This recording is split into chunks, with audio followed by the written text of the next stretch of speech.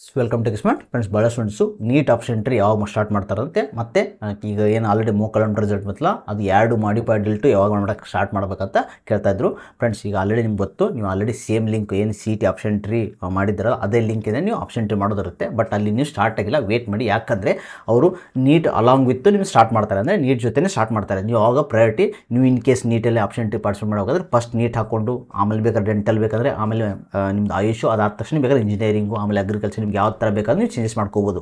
Okay, so ಇವಾಗ ಎರಡು ಸೇರಿನೇ start ಮಾಡ್ತಾರೆ. ಅದಕ್ಕೋಸ್ಕರ ಇನ್ನೂ ಸ್ಟಾರ್ಟ್ ಆಗಿಲ್ಲ. ಅದು ಲಿಂಕು ಯಾವಾಗ ಸ್ಟಾರ್ಟ್ ಆಗ್ಬೋದು ಅಂದರೆ ಭಾಳ ಸ್ಟೂಡೆಂಟ್ಸ್ ಕೇಳ್ತಾ ಇದ್ರು. ಏನಂದರೆ ಫ್ರೆಂಡ್ಸ್, ನೀಟ್ದು ಇನ್ನೂ ಡಾಕ್ಯುಮೆಂಟ್ ಸ್ಲಿಪ್ಪು ಬಂದಿಲ್ಲ. ಯಾರ್ದು ಓನ್ಲಿ ನೀಟ್ ಬರೋಲ್ಲ ಅವ್ರದ್ದು. ಯಾಕಂದರೆ ಅವ್ರದ್ದು ಇನ್ನೂ ಡಾಕ್ಯುಮೆಂಟ್ ವೆರಿಫಿಕೇಷನ್ ನಡೀತಾ ಇದೆ.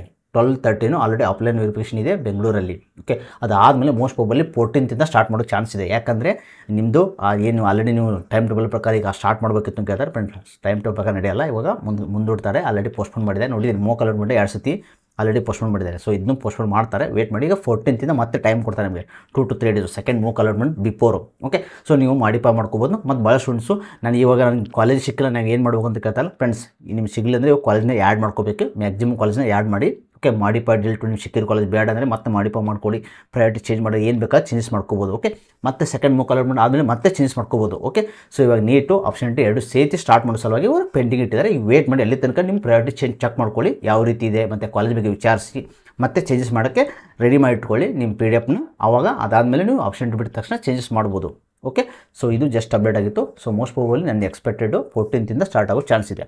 ಓಕೆ ಫ್ರೆಂಡ್ಸ್, ಸೊ ಇದೇ ರೀತಿ ಅಪ್ಡೇಟ್ ಆಗಿ ನಮ್ಮ ಚಾನಲ್ ಸಬ್ಸ್ಕ್ರೈಬ್ ಮಾಡ್ಕೊಳ್ಳಿ. Thanks for watching guys. Please subscribe like and